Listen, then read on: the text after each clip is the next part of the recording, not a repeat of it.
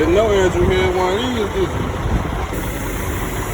I mean, I like the kind you can just sit on the tire and let it air up. Yeah, this ain't mine, man. Actually, another owner operator let me see it.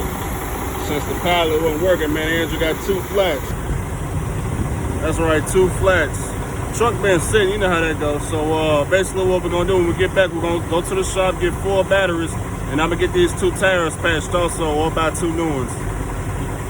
Oh, and then I'm gonna order this air hose off Amazon, cause I need one of these. This is easy, man. You just set this and go, man. This works better than pilot. Look at it. So it's my very first time going OTR in the $15,000 flat top. I'm down here around the Houston area, Houston, Texas.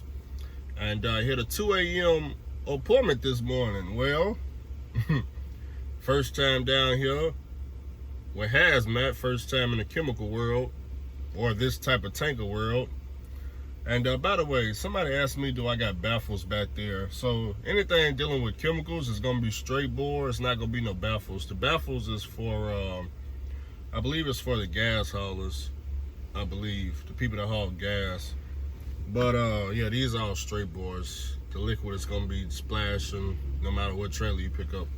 Unless you get some type of multi-compartment chemical trailer to where you hauling a bunch of different products in there. That's the only way you will that's the only way you won't have to deal with the slur. I forgot how to say it. But anyways, back to the point. So I hit a 2 a.m. pickup. And I'm in an area. I see the chemical plant. I see the name, you know, where I'm supposed to be at. I see everything except the entrance.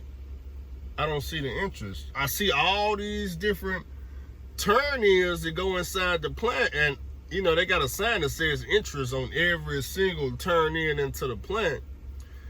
The problem is all these turn-ins lead to car parking.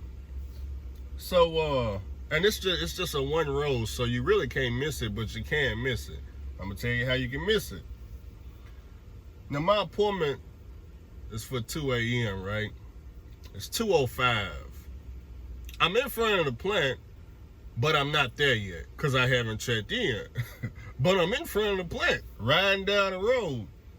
So I'm going past all these entrances until the road ran out. And I'm like, well, dang, I didn't even see my road. I turn around. You know, they got a place where you can pull off, turn back around. I come back through.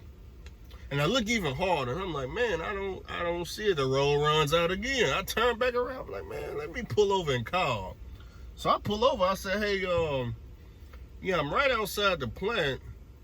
What street are y'all on? Just so I can make sure that I'm on the right street.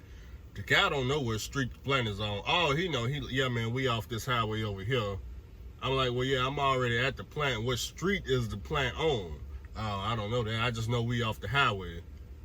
I'm like, incredible. Incredible. That's who they got answering the phone though. So I mean, he ain't no help at all. So I come back through again. And I'm reading the signs. You got employee interest, you got visitors parking, and the rest of them are blank. But the rest of them that's blank actually lead to car parking. Like, it's, as soon as you turn in, you just park the car. And it's all slam packed. Don't get me, you're not turning no 18-wheel up in now. So I go back through, I say, you know what? Maybe I'm just on the wrong street. Maybe I'm supposed to be at like the back of the plant or something, and maybe the road on Google Maps is just not, you know, there yet. So I go out to the main road and I started to realize, I say, hey, look, they ain't, there's no way, there's no other way inside the plant. This is, cause once you go back to the main road, it's either you get on the interstate or that's it. You ain't got no options. So I turn around, and as I'm turning around, I'm noticing one of our company trucks. I don't know where he came from, but he coming down the road.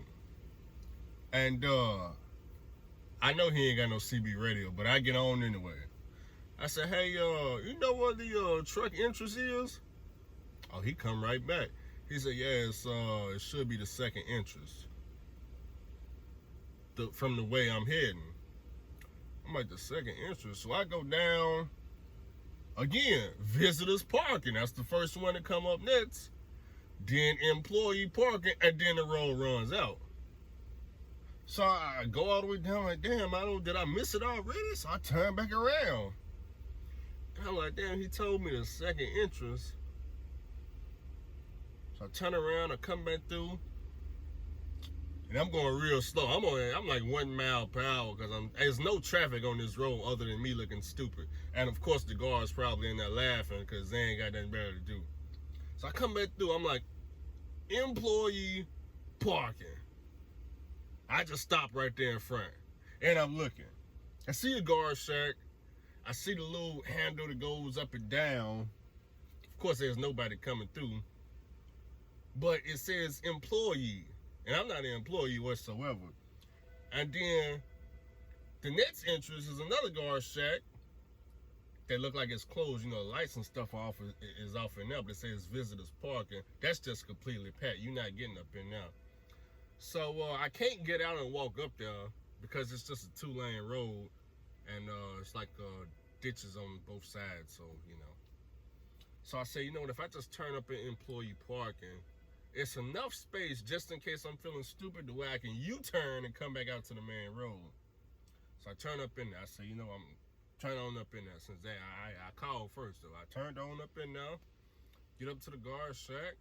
And by this time, I'm like 45 minutes late. I go in there, I say, hey, I can't find the truck entrance, man. Y'all got somebody who can guide me in? He said, no, you're at the right spot. I said, that's the truck entrance? Yeah, that's the truck entrance. You're at the right spot. I said, what's your pickup number? I gave, look at my phone. Yeah, my pickup number is this, and a third. I said, that's not the pickup number. Pickup number starts with blank, blank, blank. And I'm like, looking at my phone, I don't got it.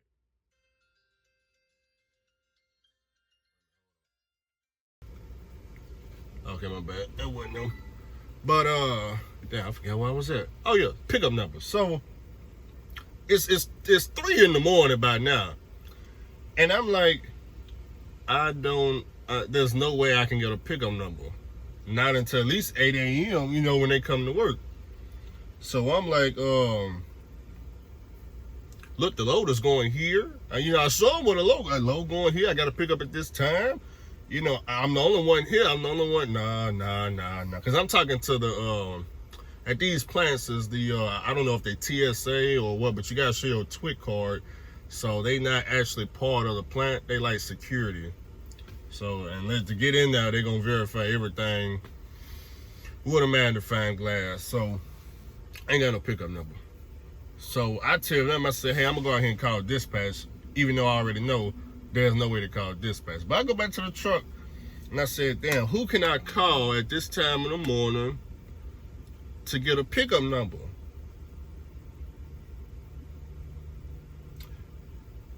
I got it. I called breakdown. Yeah, I'm broke down. I got them on speed dial just in case. It's already programmed. I called breakdown. Took them 20 minutes to answer, but that's all right. I said, hey, look, when they finally answered, I said, hey, look, I just need a pickup number. Asked me my driver ID code. Gave it to them. They said, yeah, you ready to write your pickup number down? They gave me the pickup number? I said, damn, really? Whoa, man, I didn't know this.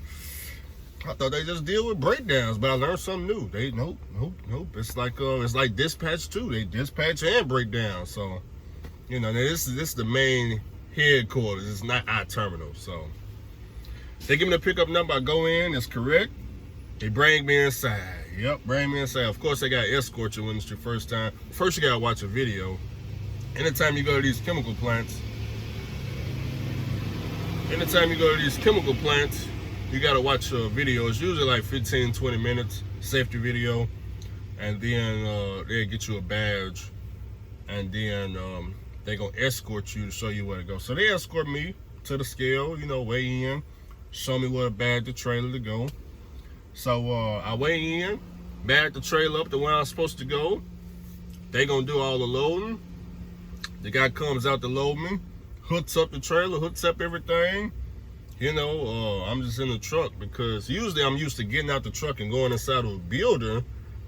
But I guess at this point, I didn't make it that far, so it don't even matter. Guy comes back to the door. He said, "Hey man, yeah, your dome lid was real tight, so when I opened it, the gasket broke." He said, "You got another gasket?" I'm like, "Nah, man, I don't keep trailer dome gasket." What are you talking about? Is on top of the trailer, the big hatch, the big old dome hatch. I ain't got that. Like if you did pneumatic, you know how you got 3 hatches up top. You open the hatch and it's that black gasket. No, I don't got it. Absolutely not. I don't even know. I didn't even know I was supposed to even keep a bag up like that. I said, "Yeah, I ain't got that." I'm like, "Will it close?" He said, Yeah, I already closed it for you. Just come back and we'll load you when you get back.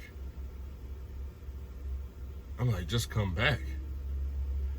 So I go back to the guard side. Hey, they told me just come back. I gotta go and get a dome hatch. Do I need to reschedule?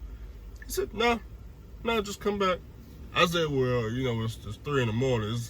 I'm gonna come back, but it ain't finna be like in the next 5 minutes. It's gonna be a minute, because first of all, I'm out of time anyway on my 10-hour break. You know what I'm saying? I'm coming all the way from Memphis, Tennessee. Okay, so yeah, that clock, you know what I'm saying, it's kind of over with right there. So see, it's gonna be a while. So I just park. They hear truck parking. Well, it wasn't truck parking. You just go down a couple of entrances where all their visitor parking was, and you kind of just pull in on the edge to where you can just pull back out. So I go down there and I say, I was gonna give up. I was gonna say, dang, do I call breakdown back and figure out where on earth I can get a dome gasket from? Because I don't have no idea. I'm not trained for this part. So I laid down for about an hour, and then I was like, dang man, I don't wanna wait till like 8 o'clock. I get a phone call like just now, and they like, why you ain't got low? And then I'm trying to explain. So I said, you know what I'm gonna do? I'm gonna find my own tank wash. So I thought I was gonna call breakdown back and just ask them, tell them, hey, look, this is the situation. Where can I get the dome gasket from? So I pull out my phone and I just type tank wash. And can y'all believe this koala wash right here? 2 minutes down the road. 2 minutes, but they don't open at 7 a.m. I pulled in here and I was like, man, yep, this is definitely, I see tanks. It's tanks, yep. But they was closed. Yeah, they was closed. Ooh, they was closed. And I just parked right here like I am now, right beside the tank wash. And hell, I just went to sleep until 7 a.m., set my little alarm. And I just walked in there and told them what the issue was. I thought they were gonna charge me. I thought, tell them, hey, need this, okay, it's $30, but they didn't say nothing about no price. They just told me, all right, they're gonna come out here and change it, and that's it. So I guess it's free from what I guess I don't need to do no paperwork.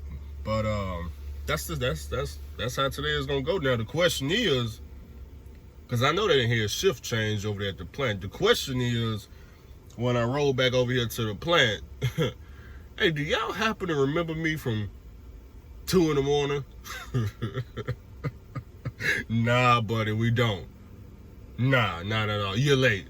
As a matter of fact, you're so late, reschedule. Yeah, reschedule. I'm hoping that don't happen, but I got a feeling it may actually go that way. But, hopefully they ain't did no shift change. Let me see what time it is. It's 8:20 right now.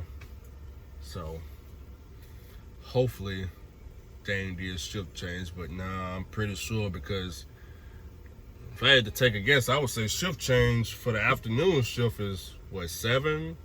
Maybe even 6 or 8? I highly doubt it's the same people in there.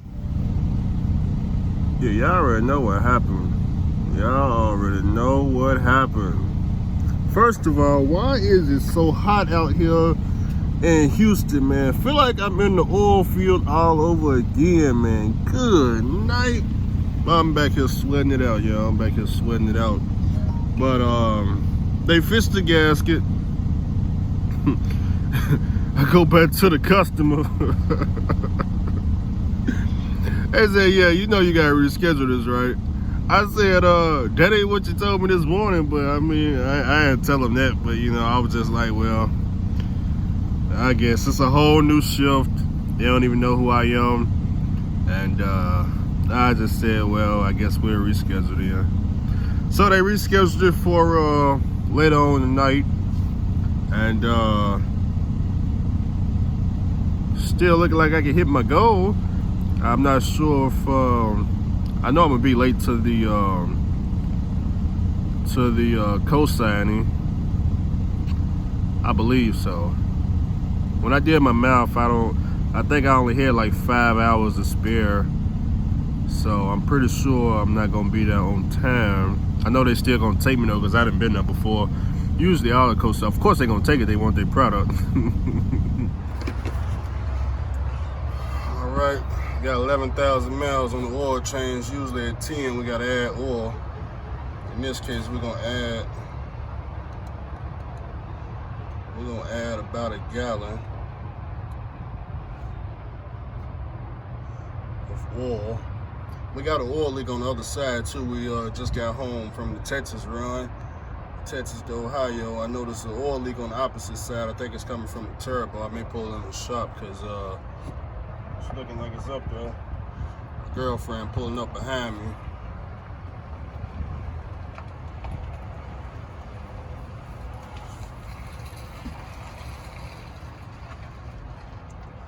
I'll let that go down a little bit. I checked the oil. We on the ad mark, which is expected at 10,000 miles. I ain't gonna put too much oil because I ain't checking it. But if I do have the mechanics bring it in, I want to make sure it's got at least oil registering on the dipstick. So that should be enough right there. Let me check this. Let me show y'all this oil leak right quick. I'm gonna come back in the morning and determine what the problem is. Give me 1 second.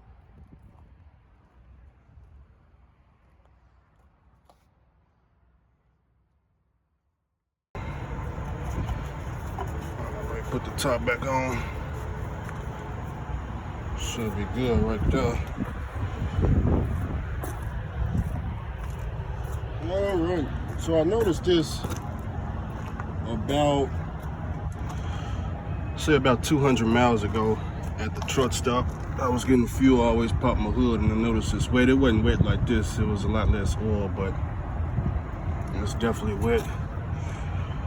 So tracking down this oil leak is definitely fresh because I can see wet spots dripping. But determining where it's coming from, I don't know. Up here is pretty dry. Of course the turbo, it's what I'm thinking it's coming from. Turbo been leaking a minute. And man, it just got worse. But I can't say for sure that that's the problem, although it does look like the culprit. I can't really get up in here to see, but y'all can.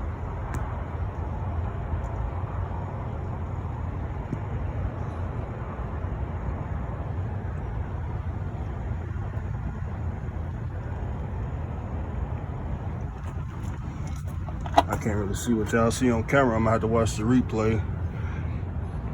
But let me check up here.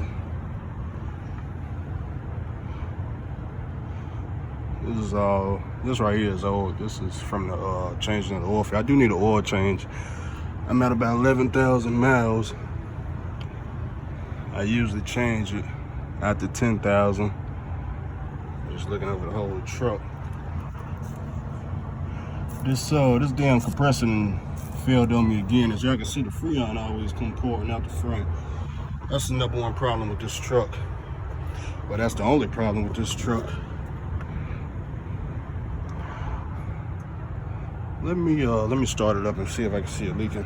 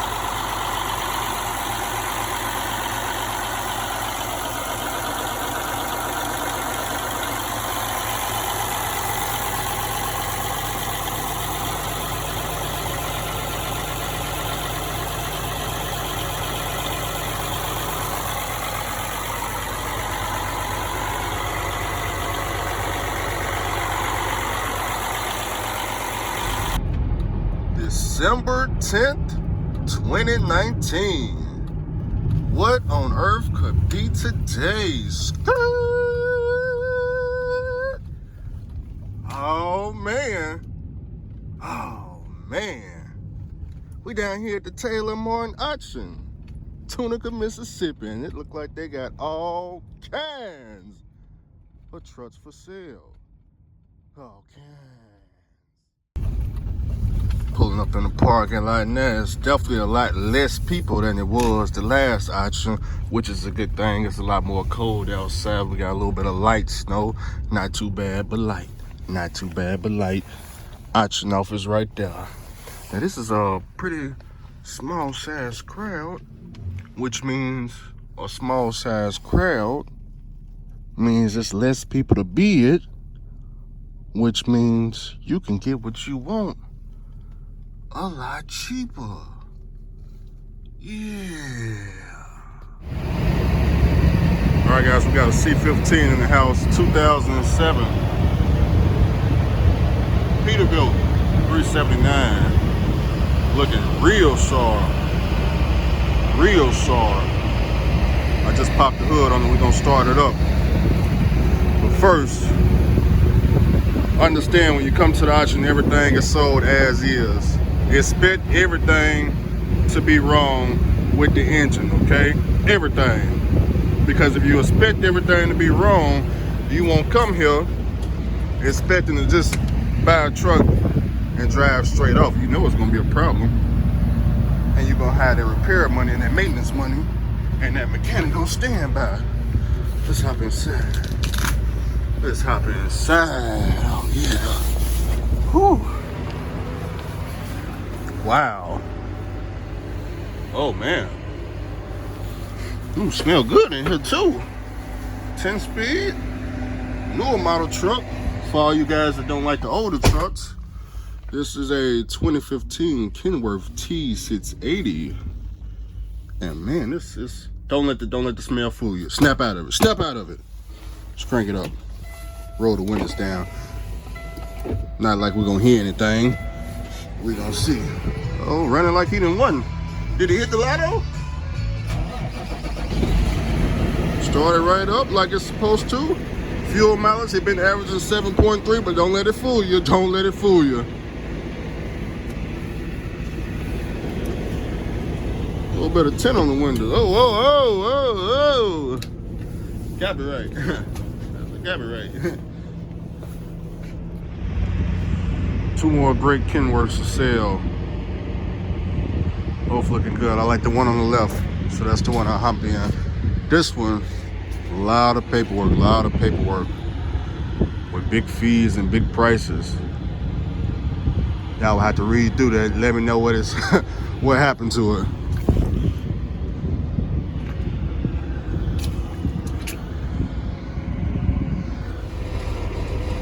What an awesome view. Year model 2000 Kenworth W900. Comfortable. Brand new mattress. Don't let it fool you. Window. Looking real good on the inside. Sunroof. Big view. Big, massive. Just relax up in here. Oh man. Can see the heavens at night. Oh, yes indeed. Yes, is that automatic? What is that? What is that? Which one of y'all ruined the truck with that automatic? It better been a bull hauler, because if it was a bull hauler, I can understand. Yeah. It's gonna be your basic 10 speed. Somebody customized the gear. More than likely it was an owner-operator's truck. Even though, like I said, I'm not a fan, this one is actually way more spacious than most of them that I've seen. See, most of these 9400s that I've seen, they automatic. That's number one. And that automatic is what always made me look away. You know what I'm saying? But this one, man, I like the space. You can put your own big refrigerator right there. Here, you can mount a TV right here. TV there. I don't know what you could put there. I guess maybe a small refrigerator. Hell, you can get a TV right there. Yeah, I like the space. I really do. Thick mattress. Bouncy too. You get the job done. I like the space. I like it. I like the inside. I just don't like the outside, the way the body shape is. But don't worry about what I like. It's about what you like. What makes you feel comfortable. Will the truck get the job done? Oh, well, it won't. I don't like the space inside my $15,000 flat top, that's for sure. But it gets the job done every day of the week. That's all that matters.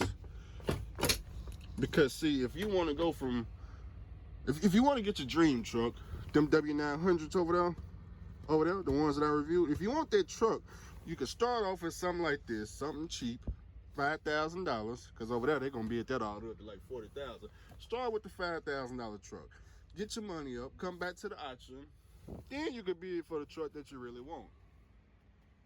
That's just advice,